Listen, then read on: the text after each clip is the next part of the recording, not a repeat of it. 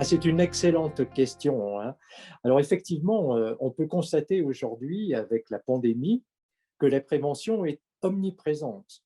Les gestes barrières, le port du masque, la vaccination, sont évidemment des gestes, de prévention et on peut dire que la prévention est partout. Simplement aujourd'hui, la prévention n'était pas forcément une priorité dans notre système de soins.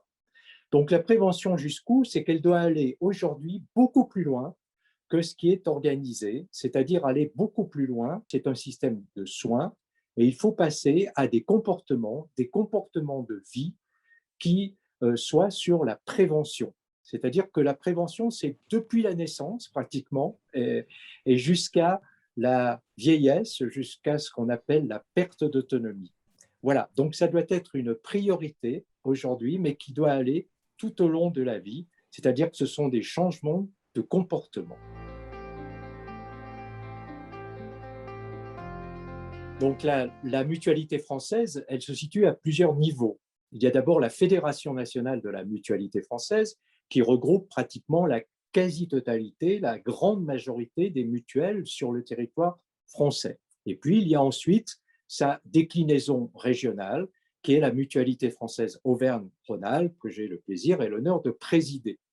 Et donc, à la fois ce niveau national et ce niveau local, nous avons systématiquement un souci de prévention, car si nous sommes une complémentaire santé, nous avons aussi des réseaux de soins, c'est-à-dire que nous gérons des magasins d'optique, d'audio, des cliniques qui ont évidemment en priorité la prévention et la prévention large, c'est-à-dire pas uniquement la prévention de nos adhérents mutualistes, mais aussi s'adresse à la totalité de la population.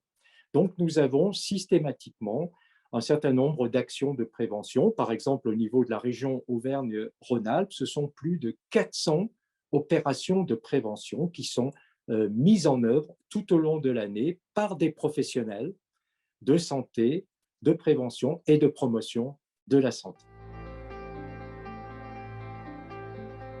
Ce qui nous a intéressés dans le Forum Santé Innovation, c'est évidemment les deux termes, santé d'un côté, innovation de l'autre. Santé parce que, comme je l'ai dit tout à l'heure, nous sommes des complémentaires santé, et donc chaque fois que le mot santé apparaît, évidemment, nous sommes intéressés, puisqu'il faut savoir que nous sommes le deuxième acteur en France, après la sécurité sociale, sur la santé. Donc, il est évident que c'est pour nous une priorité. Innovation aussi, parce que nous avons la conviction que l'innovation, c'est co-substantiel, je dirais, avec la santé de demain. On ne peut pas aujourd'hui raisonner santé et soins sans une partie innovation, et on le voit bien hein, aujourd'hui, par exemple sur la vaccination, sur les vaccins. Si nous n'avions pas eu l'innovation, nous n'aurions pas eu un premier vaccin en 3, 4, 5, 6 mois.